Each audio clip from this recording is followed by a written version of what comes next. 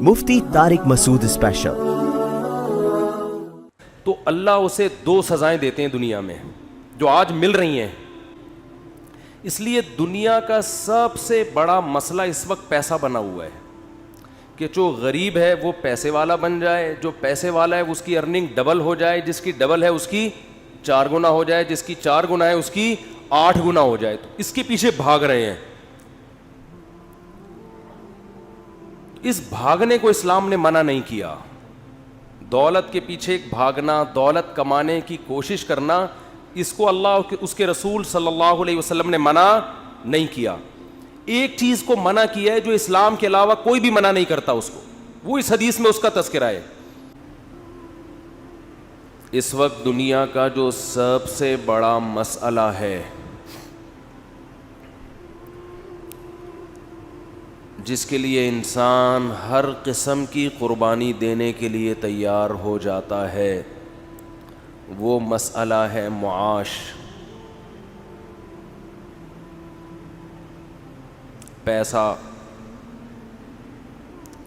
پیسہ آنا چاہیے. آپ کی تنخواہ کتنی ہے, آپ کا بزنس کیا ہے, آپ کی منتھلی ارننگ کیا ہے, آپ کتنا کماتے ہیں. کسی کو جانچنے کے لیے, ناپنے کے لیے کہ یہ کتنا کامیاب ہے, اس کی معاشی حالت دیکھی جاتی ہے. سکسیسفل انسان جب ایک شخص کہتا ہے کہ میری لائف بہت اچھی ہے, تو اس کا مطلب ماہانہ ارننگ بہت, بولنے اچھی, کھاتا پیتا ہے.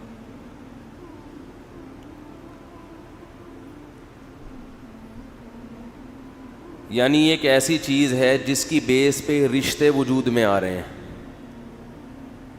کہیں پیغام لے کے جائیں نا نکاح کا, تو آپ کی شکل سے پہلے آپ کی ماہانہ ارننگ کا پوچھیں گے یہ کتنی ہے. سمجھ رہے ہو؟ شکل دوسرے درجے میں دیکھی جاتی ہے. سب سے پہلے کیا پوچھا جاتا ہے؟ کماتا کتنا ہے بندہ. نوجوان طبقہ جب آپس میں بیٹھتے ہیں تو ایک دوسرے کو تولنے کا جو معیار ہے وہ پیسے سے ہے. تولا جو جاتا ہے کس سے؟ او بھائی تو کتنا وزنی ہے, تیرے اندر وزن کتنا ہے, تو اس قابل ہے کہ تجھے لفٹ کرائی جائے, تجھ سے بے تکلفی کی جائے, تو ہمارے اسٹینڈرڈ کا, ہمارے لیول کا, ہمارے وزن کا ہے یا نہیں. یہ کس سے پتہ چلتا ہے کہ تو کرتا کیا ہے. کردہ کی ہے, پنجابی میں کہتے ہیں تو کردہ کی, منڈا کردہ کی ہے. پنجابی میں کیا کہتے ہیں؟ منڈا کی کردہ ہے. کردہ کی ہے نہیں, کی کردہ ہے. قرات کا اختلاف ہے تھوڑا سا. ان کی قرات میں کی کردہ ہے لیکن بعض قراتوں میں کردہ کی ہے. تو اس سے انسان کے لیول کا پتہ چلتا ہے, اسٹینڈرڈ کا پتہ چلتا ہے.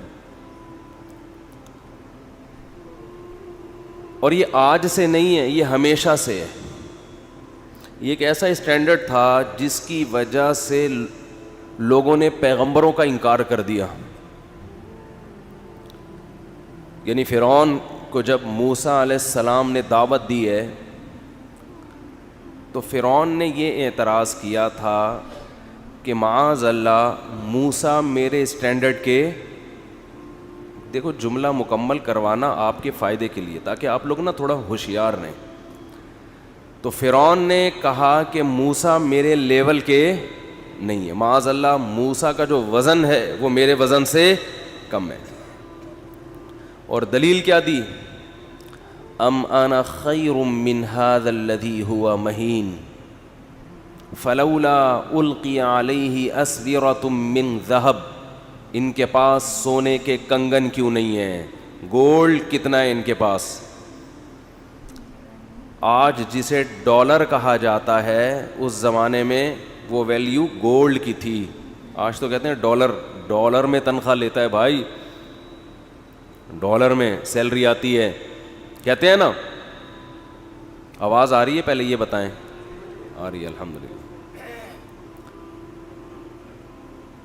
تو فرعون نے موسیٰ علیہ السلام کے بارے میں کہا کہ ان کا وزن میرے برابر نہیں ہے، میرے پاس سونے کے کنگن، میرا محل ہے، ان کے پاس تو جھونپڑا بھی نہیں ہے. منہ سے بول لیں گے نہیں ہے تو خوشی ہوگی، خوشی ہوگی. جملہ مکمل فل ان دا بلینکس ہوتا ہے نا، خالی جگہ پر کریں. اس سے آپ کو یہ فائدہ ہوگا کہ جب ایگزام میں یہ سوال آئے گا تو بلینکس کا فل کرنا آپ کے لیے آسان ہو جائے گا. کہیں گے یہ کام تو ہم ہر جمعے کے بیان میں کرتے ہیں، تو یہاں بھی بلینکس خالی ہم اس کو فل کر دیں گے، ورنہ وہیں بھی بیٹھے رہیں گے. پھر ایگزامینر آ کے ڈانٹ لگا کے کہے گا بھائی اس کو خالی جگہ کو پر کرو. ٹھیک ہے نا. تو فرعون سے یہ غلطی ہوئی کہ وہ موسیٰ علیہ السلام کے بارے میں کہنے لگا کہ یہ میرے لیول کے، میرے اسٹینڈرڈ کے، میرے پیرالل نہیں ہے، یہ مجھ سے بات کرنے کے لیے میرے لیول کا آدمی ہونا چاہیے. سمجھتے ہو کہ نہیں سمجھتے؟ نوح علیہ السلام نے جب اپنی قوم کو دین کی دعوت دی ہے، نوح علیہ السلام نے جب اپنی قوم کو دین کی دعوت دی ہے تو مالداروں نے حضرت نوح علیہ السلام پر بھی اعتراض کیا کہ آپ ہمارے لیول کے بولتے کیوں نہیں بھائی، نہیں ہیں. دوسرا اعتراض یہ بھی تھا کہ چلو آپ کو ہم قائد مان لیں، سردار مان لیں، لیڈر مان لیں، تو آپ کی محفل میں جو لوگ بیٹھتے ہیں وہ قوم کے غریب ترین لوگ ہیں، وہ ہمارے اسٹینڈرڈ کے نہیں، ان کے ساتھ نہیں بیٹھ سکتے ہم. یعنی جمعے کی تقریر میں مالدار لوگ الگ بیٹھیں گے، غریب لوگ الگ بیٹھیں گے.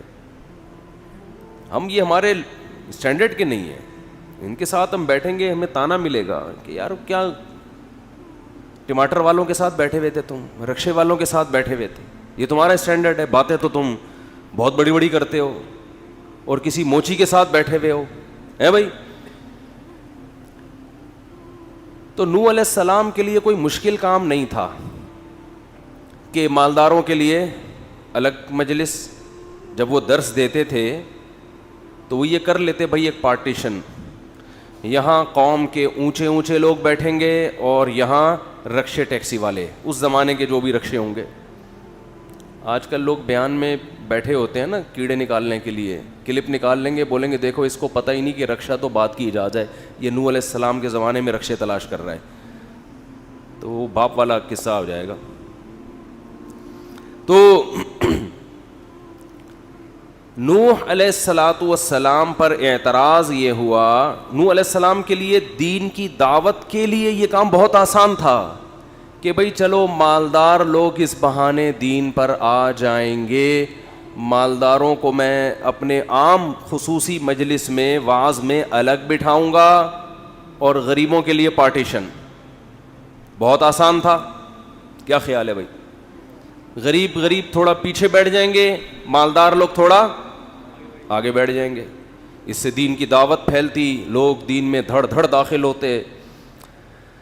نوح علیہ السلام نے کہا من ینصرونی من اللہ ان طردتہم، اے میری قوم میں تمہیں اللہ کے عذاب سے بچانے کی کوشش میں غریبوں کو اگر پیچھے دھکیل دوں گا تو مجھے اللہ کے عذاب سے کون بچائے گا؟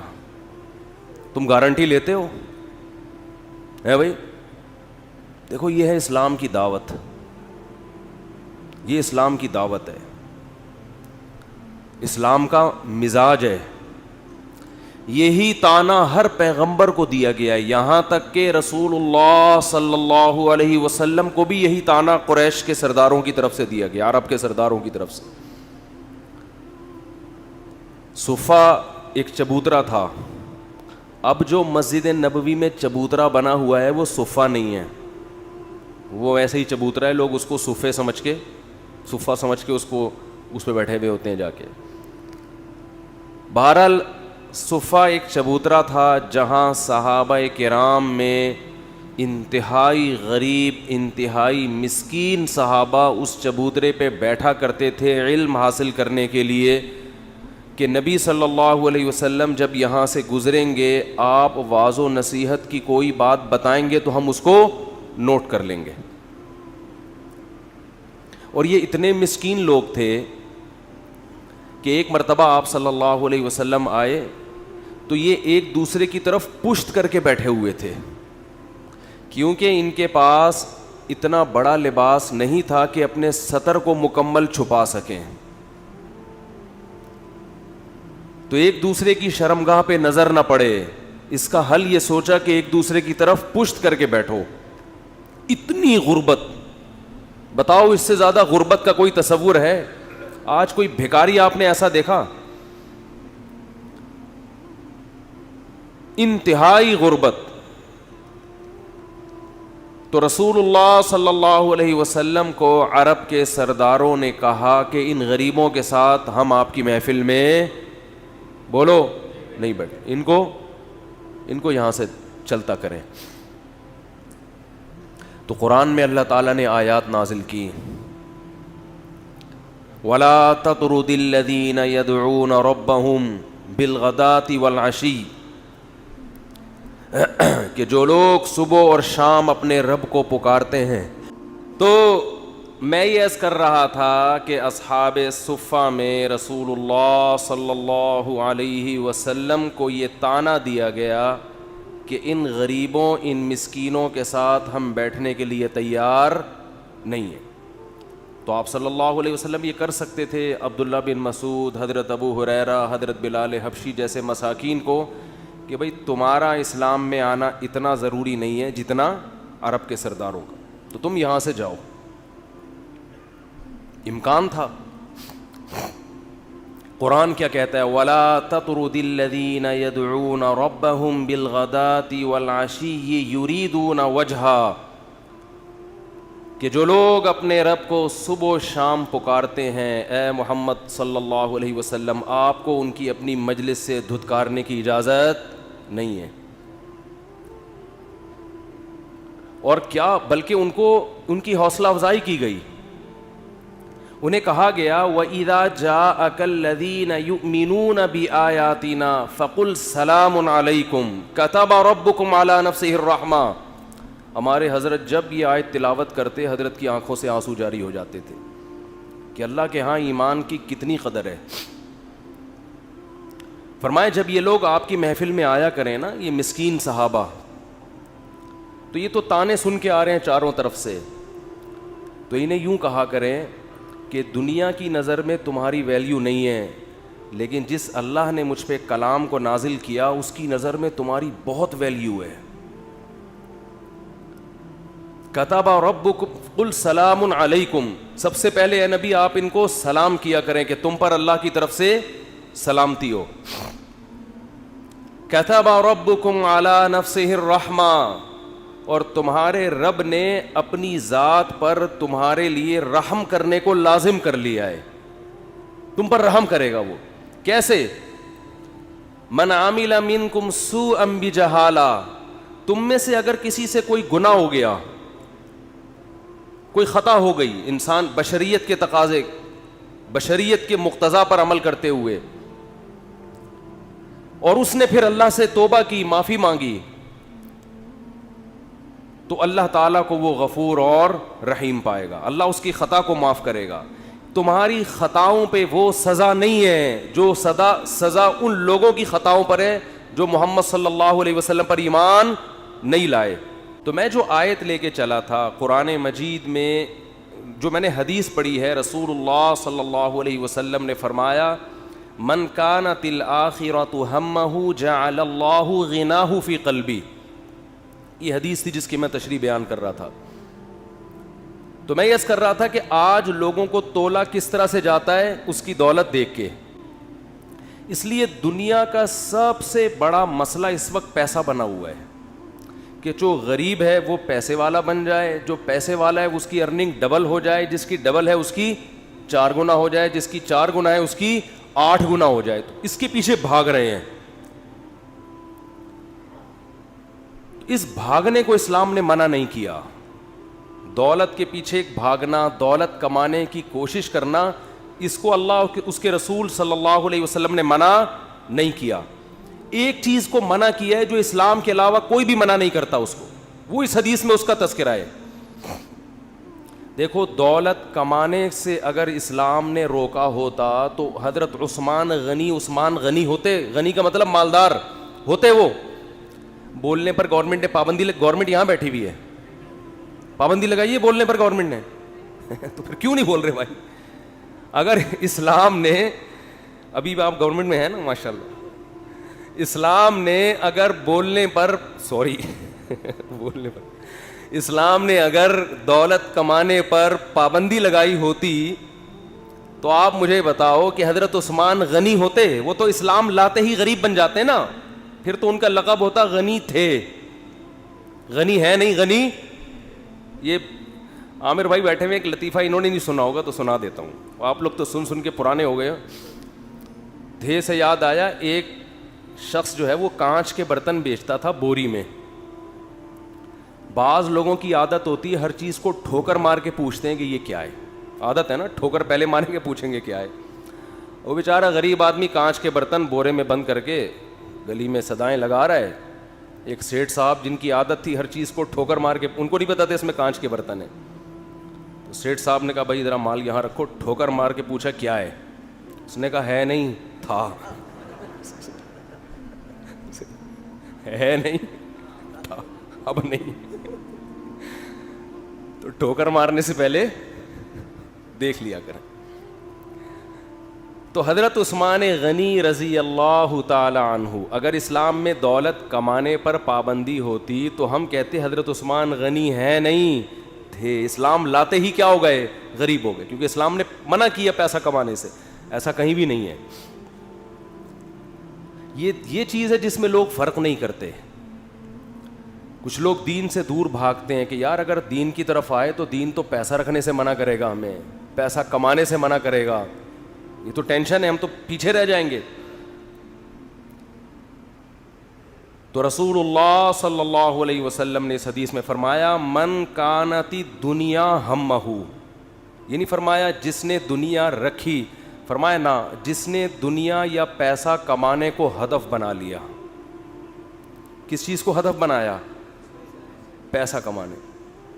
پیسہ کسی اور چیز کا ذریعہ ہے, خود مقصد کا ذریعہ تو ہے, خود مقصد نہیں ہے. تو یہ سوچ آج مسلمان کی بن چکی ہے کہ پیسہ جن چیزوں کا مقصد ہے نا وہ ہدف نہیں ہے, بلکہ پیسہ خود مقصود ہے. تو رسول اللہ صلی اللہ علیہ وسلم نے فرمایا من کانت الدنیا ہمہ, جس نے دنیا کو ہم بنا لیا, فکر بنا لیا, ہدف بنا لیا کہ یہی مقصد ہے, تو اللہ اسے 2 سزائیں دیتے ہیں دنیا میں جو آج مل رہی ہیں. فرمایا پہلی سزا یہ کہ جتنی بھی دولت اس کے پاس آ جائے, جعل اللہ فقرہ بین عینیہ, اللہ فقر اس کی نگاہوں کے سامنے کر دیں گے. کیا عجیب بلاغت ہے حدیث میں. یہ نہیں فرمایا کہ اللہ اس کو فقیر بنا دیں گے.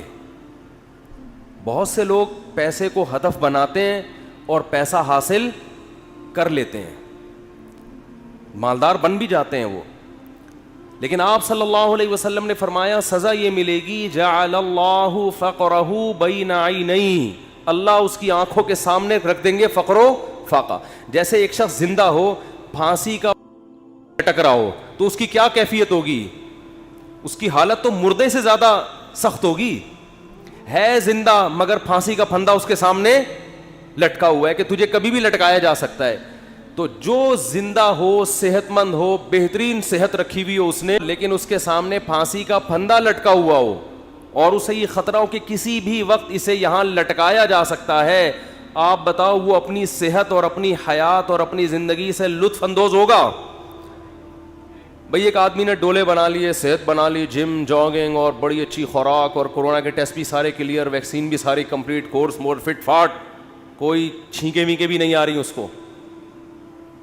لوگ اس کی حیات اور زندگی پہ رش کر رہے ہیں, یار زبردست صحت ہے بھائی, کیا ہینڈسم اسمارٹ, کیا اسمارٹ آدمی ہے, بہترین, لیکن اس کے سامنے پھانسی کا پھندا لٹکا ہوا ہے اور اسے بتایا گیا ہے کہ کیس چل رہا ہے ابھی, اگر فیصلہ ہو گیا کہ آپ ہو تو پھر اس میں آپ نے لٹکنا ہے. تو وہ کہے گا بھائی لوگ میری صحت کو دیکھ کے خوش ہو رہے ہیں، لیکن خوش تو ہو رہے ہیں، لیکن مجھے پتہ ہے کہ مجھ سے زیادہ خوشی میں وہ ٹی بی کا مریض ہے جسے کم از کم یہ اطمینان تو ہے کہ 10 سال سے پہلے نہیں مروں گا۔ تو رسول اللہ صلی اللہ علیہ وسلم نے فرمایا جس نے دولت کو اصل فکر بنا لیا نا کہ بس میرا ہدف ہی یہی ہے کہ پیسہ کمانا ہے، وہ پیسے سے تو نے کیا کرنا ہے یہ ہدف نہیں ہے۔ آپ کہہ سکتے ہیں بھائی ہم جو بھی پیسہ کماتے ہیں تو مقصد پیسہ نہیں ہوتا، آگے پیسے سے کچھ چیزیں مقصد ہوتی ہیں، تو پیسہ تو کسی کا بھی مقصد نہیں ہوتا۔ یہ بات غلط ہے، یہ آپ کہہ تو رہے ہو لیکن حقیقت میں ایسا ہوتا نہیں ہے۔ اگر چیزیں مقصد ہوتی نا تو چیزیں اللہ نے ہر شخص کو، بنیادی ضرورت کی چیزیں ہر ایک کو مل رہی ہیں۔ دیکھو رسول اللہ صلی اللہ علیہ وسلم نے فرمایا لو انکم تتوکلون علی اللہ لرزقتم کما ترزق الطیر تغدو خماسا وتروح بطانا۔ کیا عجیب الفاظ ہیں۔ آپ صلی اللہ علیہ وسلم نے فرمایا اگر تم اللہ پہ ایسے توکل کرو جیسے توکل کرنے کا حق ہے، توکل کا مطلب اللہ کھلائے گا، کھلانے کی ذمہ داری اس نے لی ہے، ضرورتیں پوری کرنے کی ذمہ داری اس نے لی ہے، ایسے کرنا شروع کر دو، ٹینشن دل سے نکالو۔ ہر آدمی ٹینشن سے مرا جا رہا ہے نا، پتہ نہیں کیا ہو جائے گا کل، بچوں کی اسکول کی فیسیں بھر سکوں گا نہیں بھر سکوں گا، بیگم کے خرچے پورے کر سکوں گا نہیں کر سکوں گا۔ چھوڑو بھائی، یہ ٹینشن لینے کی نہیں ہے۔ آپ کہو کیوں نہیں ہے؟ گھر جائیں گے ٹینشن تو ملے گی نا وہاں سے، اس کا حل بتاتا ہوں میں ابھی آپ کو، اس کا حل بتاتا ہوں میں، پہلے یہ حدیث مکمل کر لوں۔ تو آپ صلی اللہ علیہ وسلم نے فرمایا اگر تم اللہ پہ ایسے توکل کرو جیسے توکل کرنے کا حق ہے، لرزقتم، تمہیں ایسے رزق ملے گا جیسے پرندوں کو ملتا ہے۔ فرمایا تغدو خماسن، جب پرندہ صبح گھر سے نکلتا ہے پیٹ اس کا خالی، اسے نہیں پتا آج میں نے ٹماٹر بیچنے ہیں، آج میں نے رکشہ چلانا ہے، کسی ملٹی نیشنل کمپنی میں نے میرا انٹرویو ہے، کیا کچھ بھی نہیں، صبح اس کو یہ بھی نہیں پتا ہوتا کس سمت میں جانا ہے میں نے، بس نکلتا ہے اللہ کا نام لے کے۔ آپ دیکھو یہاں کوے جو ہے نا، کوے، ایک دوست نے ہمیں بتایا کہ صبح سارے کوے یہاں سے سرجانی ٹاؤن کی طرف جا رہے ہوتے ہیں، اور ہم نے دیکھا کووں کے غول، عصر کے بعد مغرب سے پہلے آپ دیکھو گے پورے کوے واپس آ رہے ہوتے ہیں، پتہ نہیں صدر سے، لی مارکیٹ سے، جہاں کے بھی کوے ہیں نا۔ میں نے تو پہلے سمجھا تھا کہ سرجانی ٹاؤن میں کوئی ویکینسی نکلی ہوئی ہے کووں کے لیے، حقیقت ہے سارے یہاں سے ٹریولنگ کر کے جا رہے ہوتے ہیں۔ وہ ان کو کہیں وہاں شاید زیادہ کوئی مردار وردار پڑے ہوئے ہوتے ہیں، کچھ کچرا مچرا اور یہ سب چیزیں نا، تو کووں کو مخبری ہو گئی، کووں کو مخبری ہو گئی بھائی لی مارکیٹ میں مال ابھی نہیں ختم، شارٹ چل رہا ہے، ابھی کہاں مال ہے۔ صبح خالی پیٹ جاتے ہیں اور شام کو چھیچڑوں سے پیٹ ان کے بھرے ہوئے ہوتے ہیں۔ تو رسول اللہ صلی اللہ علیہ وسلم نے فرمایا تغدو خماسا وتروح بطانا، صبح پرندہ نکلتا ہے خالی پیٹ، شام کو آتا ہے پیٹ اس کا بھرا ہوا ہوتا ہے۔ آپ کہہ سکتے ہیں کہ صرف پیٹ ہی ہماری بنیادی ضرورت، بول لو نا بھائی، نہیں ہے، پیٹ ہی تھوڑی ہے۔ یہ ایک مثال ہے، پرندے کی ضرورت پیٹ، اور جب پرندے کی شادی کا ٹائم آتا ہے تو اس کی ضرورت گھر بھی ہے یا نہیں؟ کیا خیال ہے بھائی؟ جب پرندوں کی مادہ انڈے بچے دینے، کبوتر کو دیکھ لو نا، یہ تو جوڑے بنا کے رہتے ہیں کبوتر، انڈے بچے کا ٹائم آتا ہے تو کبھی دیکھا کبوتر ٹینشن میں کہ یار بحریہ ٹاؤن تو ہاتھ سے نکل گیا ہے، بھائی بحریہ ٹاؤن کے پلاٹ تو نکل گیا ہاتھ سے، اور سرجانی بھی گیا۔ ایک صاحب مجھے کہنے لگے، میں 15 سال پہلے کسی اسٹیٹ ایجنٹ نے مجھے کہا تھا کہ 6 پلاٹ سرجانی میں لے کے ڈال دو زندگی بن جائے گی۔ مجھے کہنے لگا یار اتنا افسوس ہو رہا ہے، میں نے اس کی بات پہ عمل نہیں کیا۔ تو میں نے کہا 10-15 سال تو زندہ رہے گا، ابھی تو نے ویسی قبر میں جانا ہے، عمل کر لیتا تو تجھے اسٹیٹ ایجنٹ کہہ رہا تھا 15 سال کے بعد تیری زندگی بن جائے گی، میں تجھے کہہ رہا ہوں 15 سال کے بعد تو مرے گا، بن کے بھی تو قبر میں جائے گا۔ 15 سال کے بعد جو ہے نا تو وہ اسٹیٹ ایجنٹ کے 15 سال پرانی پیش گوئی پہ تو افسوس ہو رہا ہے. میں جو سچی مچی کی پیش گوئی کر رہا ہوں کہ تو مرے گا 15 سال میں, تیری ہڈیوں میں ابھی اتنا گودا نہیں ہے زندہ رہنے والا, اس پہ ٹینشن نہیں ہو رہی. اس کا مطلب بھول چکے ہیں موت کو. او بھائی 15 سال پہلے تو سرجانی میں 6 پلاٹ لیتا, آج عیش کرتا, تو وہ 15 سال کے بعد عیش کے قابل نہ رہتا. تو سوچ لے جو 15 سال بعد تو جو اینڈ سرجانی میں پلاٹ لے کے ہونا تھا وہ پلاٹ لیے بغیر بھی وہی اینڈ ہو رہے ہیں. تو ٹینشن کس بات کی بھائی؟ اور ٹینشن لے گا تو 15 سال کے بجائے 5 سال میں وہ انجام ہو جائے گا تیرا, جو 15 سال بعد ہونا تھا. تو میں یہ کر رہا تھا کہ پرندے کو جو رزق ملتا ہے صرف پیٹ نہیں بھرتا اس کا. جب پرندے کی شادی کا ٹائم آتا ہے, وہ بالغ ہوتا ہے, تو پیر بنتا ہے کبوتر کبوتری کا, چڑا چڑیے کا بنتا ہے نا جوڑا. نہ اس نے کہیں سے ڈپلوما حاصل کیا گھر بنانے کا ہے بھائی, نہ NID یونیورسٹی میں وہ پڑھا ہے, کوئی انجینئرنگ نہیں, اس کو ہے کوئی انجینئرنگ؟ بولو بھائی. جس قسم کا گھر اس کو چاہیے فطرت اسے اس طرح کا گھر بنانا سکھا دیتی. کھجور کے درختوں میں سوراخ کر کے رہتے ہیں, اور آپ دیکھو یہ پرندے کیسے, یہ نر مادہ مل کے کیسے تنکے تلاش کر رہے ہوتے ہیں اور کیسے ان کو بہترین انداز سے پرو رہے ہوتے ہیں. ایسے نہیں کہ کوئی بھی کچرا اٹھا کے, ہم جب مرغیوں کے ڈڑبے بناتے ہیں نا تو کچھ بھی اٹھا کے ڈال دو اس کے اندر. پرندہ ایسا نہیں کرتا, بڑی تمیز سے, بڑے خوبصورت انداز سے وہ گھونسلہ بناتا ہے, خوبصورت انداز سے, ایسا کہ وہ سردی گرمی سے بھی محفوظ رہے, دشمنوں کے شر سے بھی محفوظ رہے. بہت خوبصورت انداز سے وہ گھونسلے بناتے ہیں. تو آپ بتاؤ, انسان جو اشرف المخلوقات ہے, جس کے لیے اس کائنات کو بنایا گیا, اللہ اس کی گھر کی ضرورت پوری نہیں کرے گا ہے بھائی؟ اصل میں آپ نے جس گھر کو ضروری سمجھا ہے وہ اللہ کی نظر میں وہ عیاشی ہے, وہ ضرورت نہیں ہے. وہ آپ کی بہت اوپر کا سوچ رہے ہیں آپ. لوگ کرائے کے گھروں پہ افسوس کرتے ہیں نا, اپنا گھر نہیں بنا سکے. بھائی گھر کی ڈیفینیشن یہ ہے کہ جیسے پرندہ جو گھر بناتے ہیں قیامت تک کے لیے نہیں بناتا, اسے فی الحال اپنی فیملی کو پالنے کے لیے ایک عدد ایسے گھر کی ضرورت ہوتی ہے جہاں بلی سے حفاظت ہو, جہاں سردی اور گرمی سے حفاظت ہو.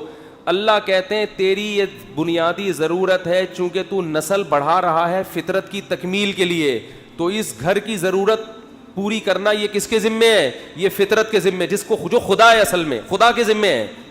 پرندہ نسل بڑھاتا ہے اس کائنات کی رنگینیوں کو برقرار رکھنے کے لیے, اپنے لیے نہیں. تو اب آپ بتاؤ, جب آپ کی نسل پیدا ہوگی جو مقصود کائنات ہو, تو گھر کی بنیادی ضرورت خدا نے اپنے ذمے لی ہے کہ نہیں لی ہے؟ وہ پرندوں کی ضرورتیں پوری کر رہا ہے اور انسان کو ٹینشن میں ڈال دے.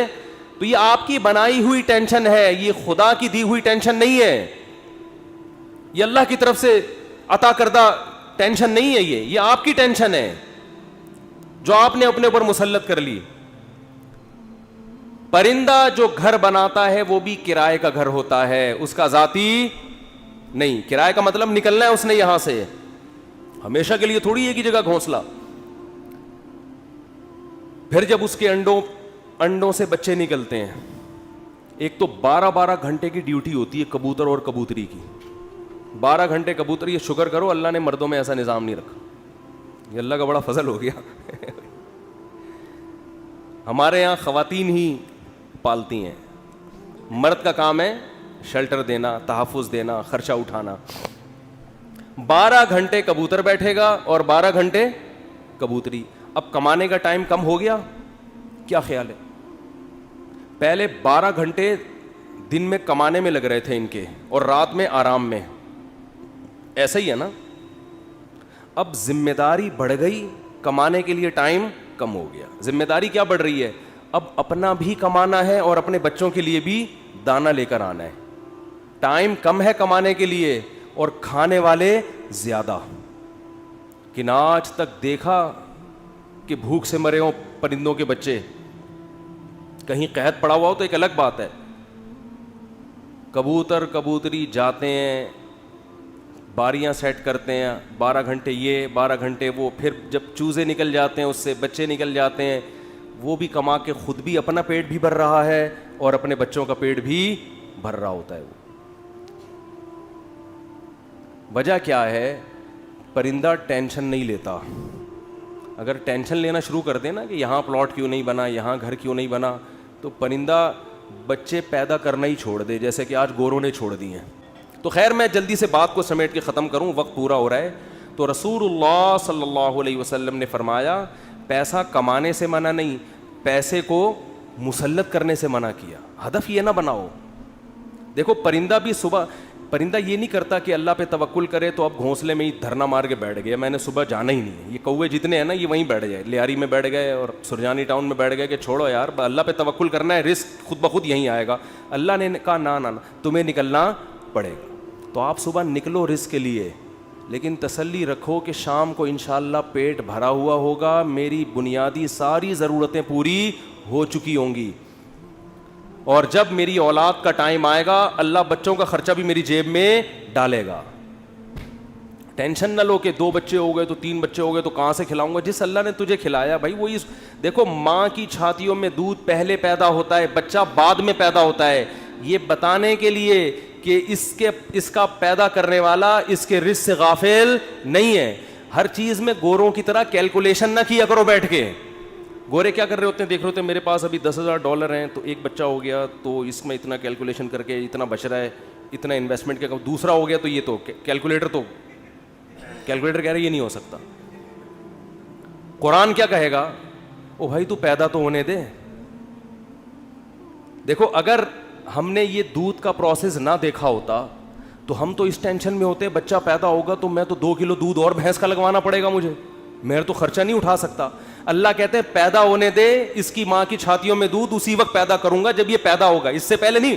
ہم کہتے ہیں نہیں پہلے پیدا ہو ہے بھائی, پہلے ماں کی چھاتیوں میں دودھ آئے پھر ہم دیکھیں گے ہاں بھائی آگے ہے دودھ, اب بچہ پیدا ہوگا. اللہ کہتے ہیں نہیں, مخلوق کو آنے دو پہلے, رزق بعد میں آئے گا اس کا.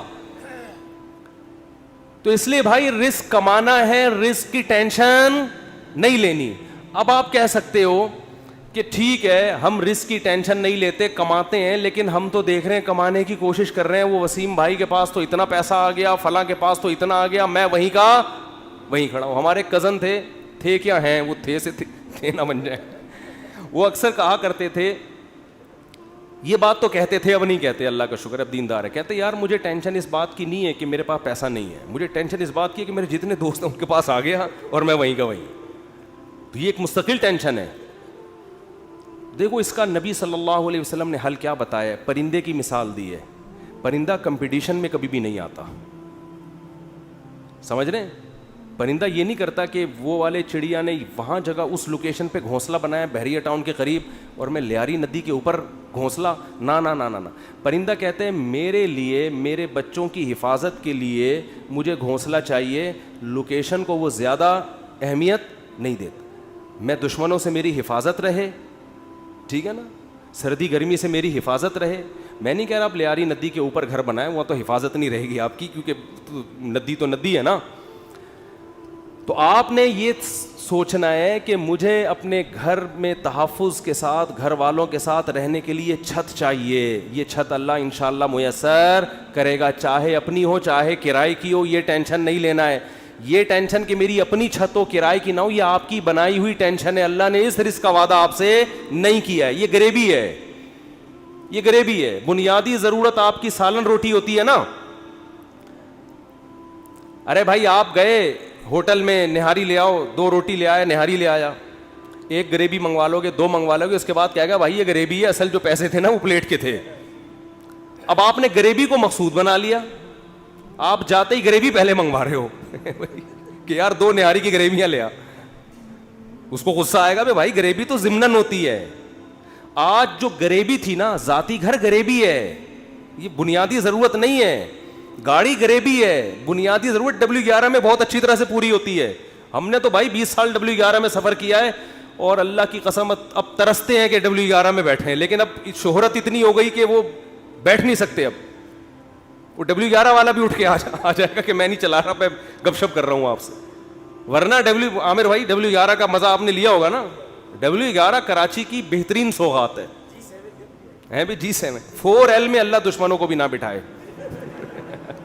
جس طرح وہ چلاتا ہے نا اتنی بڑی بس کو, ہم تو جب بھی بیٹھے ہیں 2-2 فٹ اچھل کے, ہمارے ایک جاننے والے ریٹائر آفیسر تھے, لیفٹیننٹ تھے, وہ بیچارے کراچی کی بس میں نا کہیں پچھلی سیٹ پہ بیٹھ گئے, اسپیڈ بریکر پہ جب اچھل کے دھڑام سے نیچے گرے, ان کی ریڑھ کی ہڈی میں مسئلہ ہو گیا, اسی میں ان کی موت واقع ہوئی ہے. وہ نیوی کا آفیسر بیچارہ جنگوں میں شہید نہیں ہوا, جنگوں میں شہادت نہیں ملی ہے, کراچی کی بس نے اٹھا کے پٹکا ہے, اور انا للہ.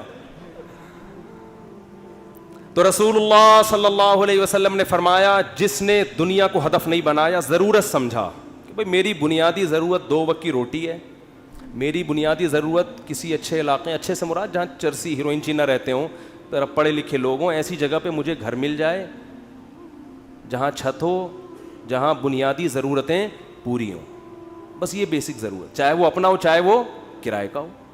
اور نبی نے فرمایا کہ جس شخص کو 2 وقت کی روٹی مل گئی, پیٹ بھر کے سر چھپانے کی جگہ مل گئی, اور جسم کسی بڑی بیماری سے محفوظ تھا اس کا, اور ویسے بتاؤں جب یہ لائف اسٹائل ہوگا نا تو جسم بڑی بیماری سے محفوظ ہی ہوتا ہے عام طور پہ, جسم کسی بڑی بیماری سے محفوظ تھا, تو آپ صلی اللہ علیہ وسلم نے فرمایا یہ ایسا ہے گویا پوری دنیا کی دولت سمیٹ کے اللہ نے اس کے قدموں میں رکھ دی ہو.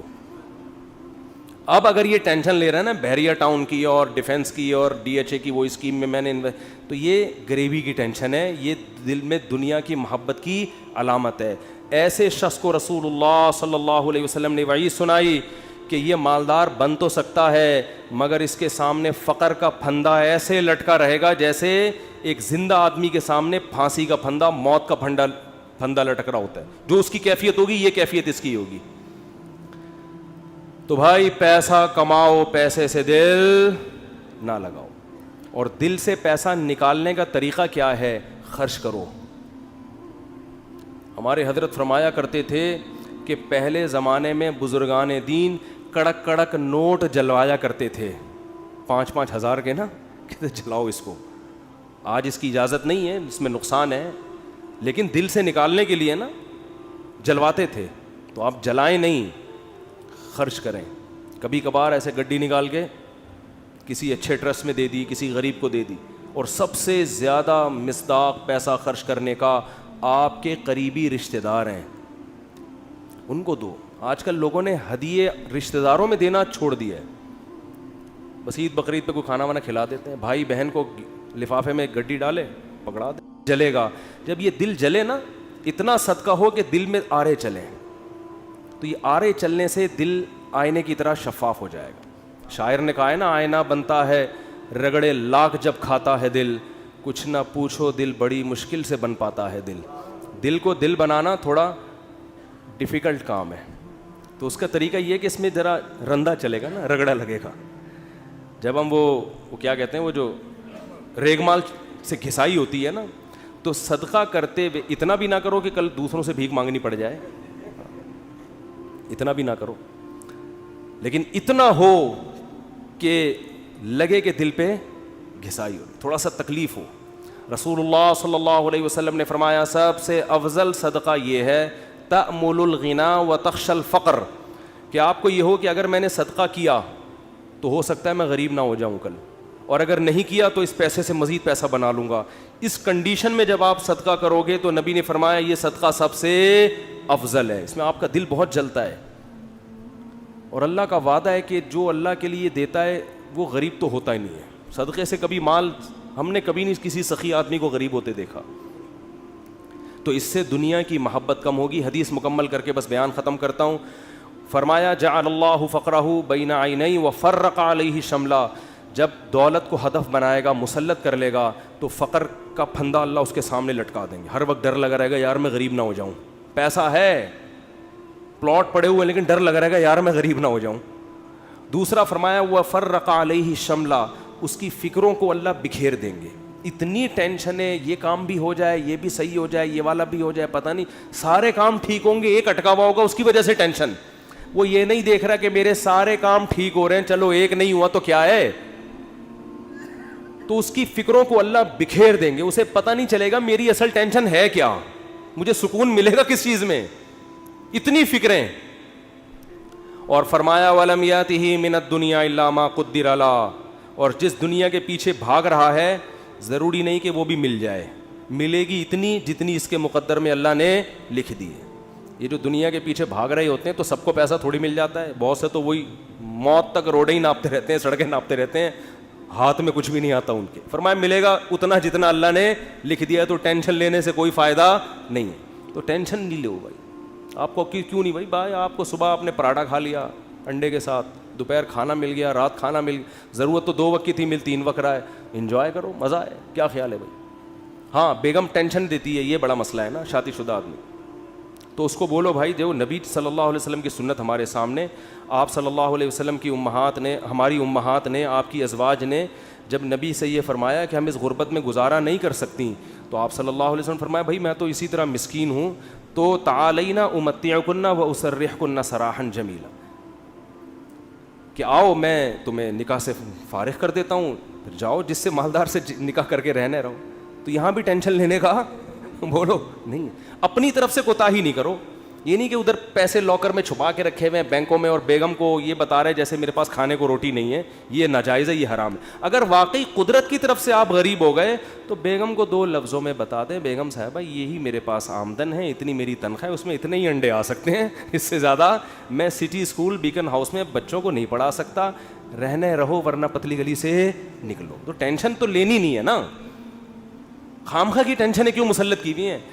لوگوں میں بدنام ہو جائیں گے, یہ بھی بڑا ایک مسئلہ ہوتا ہے. لوگ کہیں گے, دیکھو لوگوں کو خوش کرنے کے چکر میں رہو گے. یہ کبھی بھی گدھے والا قصہ سنا دوں اگر آپ بھی جا سکتے ہیں, ٹائم ہو گیا ان کی وجہ سے آج تھوڑا سا 5 منٹ. وہ ایک آدمی جو تھا, بڑی عمر کا آدمی, اپنے بیٹے کے ساتھ گدھے پہ بیٹھ کے سفر کر رہا ہے. لمبا سفر تھا, باپ گدھے پہ بیٹھ گیا, بچہ آگے آگے. تو لوگوں نے کہا دیکھو باپ ہونے کا ناجائز فائدہ اٹھا رہا ہے, خود گدھے پہ بیٹھا ہوا ہے, بچے کو, چھوٹے معصوم بچے کو پیدل کیا ہوا ہے اس نے, بے ادب بنا رہا ہے اپنی اولاد کو, پہ ترس نہیں کھا رہا. معصوم بچہ ہے بھائی, تو باپ ہے ایجڈ, ٹھیک ہے, اتنا کمزور تو نہیں ہے نا, چھوٹے بچے کو تو نے ایسے معصوم بچے پہ ترس کھانے کے بجائے باپ ہونے کا ناجائز فائدہ. جب لوگوں نے تانے دیے, اس نے کہا چلو میں نیچے آ جاتا ہوں, بچے کو اوپر بٹھا دیتا ہوں. بچے کو جب اوپر بٹھایا تو لوگوں نے کہا ابھی سے بے ادب بنا رہا ہے بچے کو, تمیز نہیں سکھا رہا. بچے کو باپ بنایا ہوا ہے, خود کیا بنا ہوا ہے, بیٹا بنا ہوا ہے. تو یہ بچہ بڑا ہو کر اس کا گریبان پکڑے گا. تو اس نے کیا کیا, اس نے کہا چلو یار دونوں ہی بیٹھ جاتے ہیں. دونوں بیٹھ گئے. لوگوں نے کہا گدھا ایک ہے, بندے 2 بیٹھے ہوئے ہیں. گدھا ایک ہے, بندے 2 بیٹھے ہوئے ہیں. ترس نہیں آ رہا جانور کے, گدھے کے گدھا ہونے کا ناجائز فائدہ اٹھا رہے ہیں. وہ تو گدھا ہے, تم تو انسان ہو نا. یہی تانے ہوتے ہیں لوگوں کے. اس نے کہا چلو دونوں نیچے اتر جاتے ہیں. اب گدھا خالی. تو لوگوں نے کہا گدھا وہ ہے, حرکتیں ان کی گدھوں جیسی ہیں. بنایا اللہ نے ان کو گدھا, کام ان کے گدھوں جیسے. جب تمہارے پاس سواری موجود ہے تو بے وقوفو پیدل کیوں جا رہے ہو؟ گدھا وہ ہے, کام دیکھو ان کے گدھوں جیسے ہیں. اس نے آگے اٹھا کے دریا میں گدھے کو پھینکا, بولا ایسے ہی ٹھیک. تو بے وقوف تھے. لوگوں کو کہنے دیتے بھائی آپ کو جو سمجھ میں آ رہا ہے آپ اس پر عمل کرو. لوگ جب خود کسی گدھے کے ساتھ سفر کریں گے نا, بھگتیں گے, تو خود فیصلہ کریں گے ہم نے کیا کرنا ہے. تو اس لیے لوگوں کی ٹینشن مت لیا کرو. یہ اس کا کوئی خدا کی, لوگ برائی پہ خوش ہوتے ہیں, لوگ برے کاموں پہ خوش ہوتے ہیں, اچھے کاموں پہ لوگ خوش نہیں ہوتے. آپ نے جو کھوپڑی میں آ رہا ہے وہ کرو. جو چیز آپ کی استطاعت میں نہیں ہے اس پہ ٹینشن کس بات کی لے بھائی آدمی. دیکھو جیل میں کوئی قیدی ہو اور رہائی کا انتظام ختم ہو جائے تو ہم کیا کہیں گے اس کے, بھائی تو صبر کر, بس یہی زندگی گزار, ہنسی خوشی اسی میں خوش رہنے کی کوشش. ایک صاحب نے مجھے بتایا کہ ان کو 4 مہینے کی جیل ہو گئی, اور وہ جیل بھی غلط کیس میں اندر. باہر نکلے تو بڑے فٹ فاٹ. میں نے کہا, میں ان سے ملا تو میں نے کہا جیل میں جا کے تو لوگوں کی حالت ایسی ہوتی ہے, اور غلط کیس, مجرم بھی نہیں تھے. کہتے ہیں میں جب جیل میں گیا تو مجھے نہیں پتا تھا کب نکلنا ہے میں نے یہاں سے. تو کہہ رہے میں نے کہا اب اسی کو انجوائے کرو, کانفیڈنس دیکھیں. اب کیا کرو جب ایک چیز اپنے اختیار میں ہی نہیں ہے.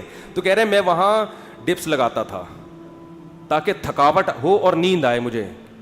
اور اچھا وہ ڈولے شولے بھی نا کافی بن چکے تھے ان کے, بڑے میں نے کہا کیا کر رہے؟ کہہ رہے بھائی ہم ڈپس لگاتے تھے, اٹھک بیٹھک 400 بیٹھکیں اوپر نیچے, اور اس طرح میں سارا اور کہہ رہے جن لوگوں نے یہ کام نہیں کیا وہ دیواروں سے سر مار مار کے پاگل ہو گئے وہ.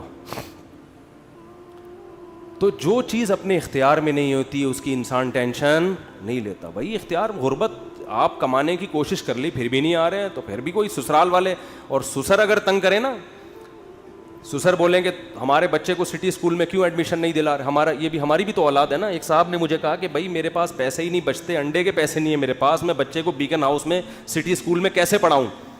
تو میں نے کہا نہیں پڑھاؤ یار, جتنی استطاعت ہے اس حساب سے پڑھا لو. کہہ رہے ہیں سسرال والے تنگ کر رہے ہیں, ساس کا فون آتا ہے کہ کیا کر رہے ہو.